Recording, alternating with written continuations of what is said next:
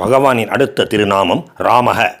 யார் ரமிக்கச் செய்கின்றாரோ, யார் மிக மிக ரம்யமாக இருக்கின்றாரோ, யாரிலே மக்கள் குறிப்பாக பக்தர்கள், யோகிகள், ஞானிகள் பேரின்பம் கொள்கின்றார்களோ அவர் ராமக.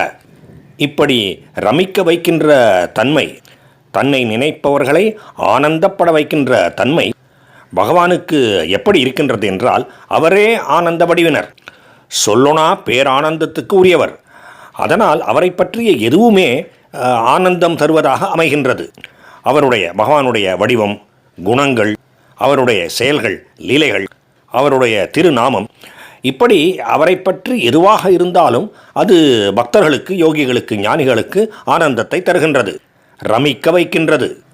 ரமந்தே யோகினோ யஸ்மின். யஸ்மின் எவரிடத்திலே, யோகினக யோகிகள், ரமந்தே ரமிக்கின்றார்களோ, ஆனந்தம் அடைகின்றார்களோ அவர் ராமர். ஸ்ரீ ராமரின் நாமத்தையே கற்கண்டு என்று சொல்வதுண்டு.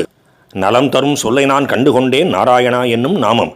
இப்படி ரமிக்கச் செய்கின்ற பகவானுடைய இயல்பு, குணம் அவருடைய திருநாமத்துக்கே இருக்கின்றது. பகவானாகிய சிவபெருமானே கூறுகின்றாரே, ஸ்ரீ ராம ராம ராம இதி ரமே ராமே மனோரமே. ஸ்ரீ ராம ராம ராம என்று ராமனிலேயே, ராமனின் திருநாமத்திலேயே பெருமகிழ்ச்சி அடைகின்றேன், மிகவும் ரமித்து அவருடைய திருநாமத்தை சொல்கின்றேன் என்று கூறியிருக்கின்றாரே. அப்படி பகவானுடைய நாமம் உட்பட அவரை பற்றி எதுவுமே மிகவும் ரம்யமாக, ரமிக்கத்தக்கதாக இருக்கின்றது. ஓம் ராமாய நமக. விராமக. விராமக என்றால் முடிவு அல்லது ஓய்வு என்று பொருள். இறுதியிலே, பிரளய சமயத்திலே எல்லா உயிர்களும் பகவான் இடத்திலேயே தங்களுடைய முடிவை பெறுகின்றன, நீண்ட ஓய்வை பெறுகின்றன. அது ஆனால் முடிவான முடிவில்லை, ஏனென்றால் மீண்டும் பிறக்க வேண்டி வரும். மாபெரும் மிக நீண்ட ஓய்வு என்று வைத்துக்கொள்ளலாம். அல்லது ஒரு குறிப்பிட்ட சுழற்சி, படைப்பும் பிரளயமும் சேர்ந்த சுழற்சி, அந்த குறிப்பிட்ட சுழற்சிக்கு அது முடிவு. அதனால் பகவான் விராமக. சகசிரநாமத்திலே ஆரம்பத்திலேயே பார்த்தோம், யத சர்வாணி பூத்தானி பவந்தியாதி யுகாகமே யஸ்மின்ச்ச பிரளயம் யாந்தி புனரேவ யுகக்ஷயே.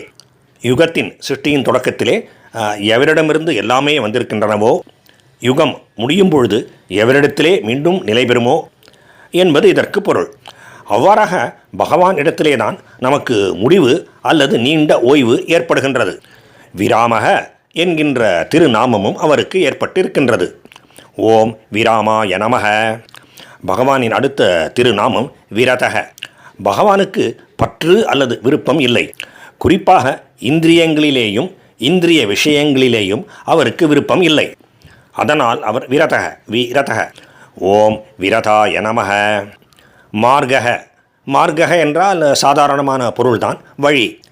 எதையும் அடைவதற்கு என்ன வழி இருந்தாலும் அந்த வழியும் நாராயணன்தான், அது ஒரு பொருள். அதை தவிர இறுதி நிலையாகிய மோட்சத்தை அடைவதற்கும் பகவானே வழி, அவர்தான் மார்க்கம். பகவானை பக்தியோடு உபாசிப்பதே வழி என்றும் பொருள் கொள்ளலாம். அல்லது அவர் உபதேசித்து அருளியிருக்கின்றபடி, உதாரணமாக கர்மயோகம் பகவத்கீதையிலே கிருஷ்ண பரமாத்மா அருளி செய்தது, அல்லது சாங்கிய யோகம் கபில மகாமுனி அருளி செய்தது என்று இவற்றை பின்பற்றுவதால் பகவானை அடையலாம், மோட்சத்தை அடையலாம் என்பதாலும் பகவானுக்கு மார்கக என்கின்ற திருநாமம் என்றும் பொருள் கொள்ளலாம். ஓம் மார்காய நமக. அடுத்த திருநாமம் நேயக. முழுமையான ஞானத்தை பெற்றுவிட்டால் ஜீவன் பரமாத்மாவாகவே கருதப்படுகின்றான். அப்பொழுது ஜீவனுக்கும் பரமாத்மனுக்கும் இடையே எந்த வேறுபாடும் இல்லை. வழி நடத்துபவரும் வழி நடத்தப்படுகின்றவரும் ஒன்றாகவே ஆகின்றார்கள். எனவே பகவானுக்கு நேயக என்கின்ற திருநாமம். ஓம் நேயாய நமக. பகவான் வழி நடத்துகின்றார். அவ்வாறாக அவர் வழி நடத்துவதனாலே அவருக்கு நயக என்கின்ற திருநாமம். ஓம் நயாய நமக.